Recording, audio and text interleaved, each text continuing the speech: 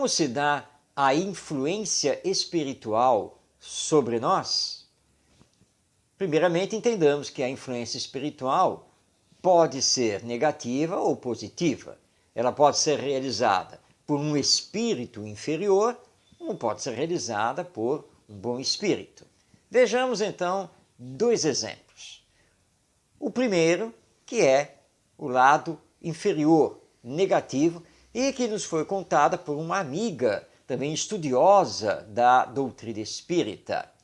Ela acompanhou sua irmã em internação hospitalar e ali passou o dia todo.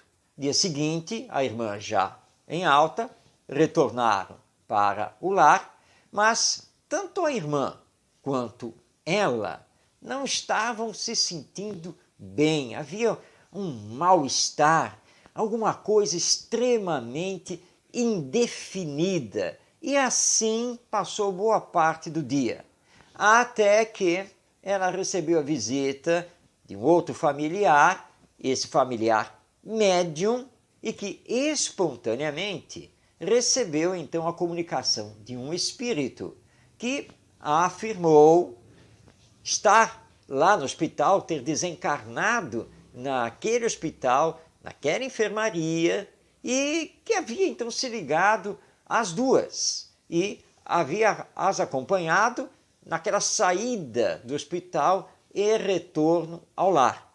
Ele ali estava clamando por esclarecimento, por socorro. Graças ao conhecimento da doutrina espírita, assim foi feito e esse espírito, então, na sequência, foi retirado pelos amigos espirituais após uma prece. Portanto, eis aí um quadro de influência espiritual. Um espírito inferior ligado à matéria, que não queria o mal delas, mas cuja presença modificou os fluidos ambientes. Daí o mal-estar que elas captaram pela lei de sintonia. Vamos agora a um outro exemplo. Um amigo, também espírita, que estava com determinada questão para resolver e estava em dúvida de qual caminho tomar. Ele então lembrou de se recolher e orar fervorosamente, rogando ao seu guia espiritual, ao seu espírito protetor, que ele recebesse alguma intuição, uma orientação.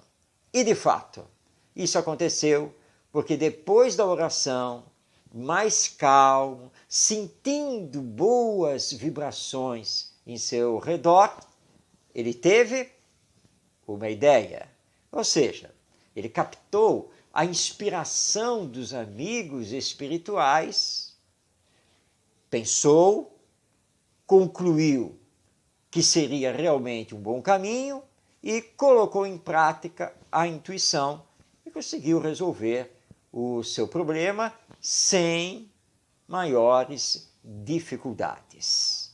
Olha a importância da oração, tanto no caso como no outro. Nós somos cercados pelos espíritos e temos os bons espíritos que tudo fazem pelo nosso bem. Mas temos aqueles outros, ou que não gostam de nós, ou que possuem inveja de nós, ou que nos querem cobrar por alguma coisa do passado. Então nós temos as influências espirituais de um lado ou de outro. Mas lembremos, o que funciona aqui é a lei de sintonia.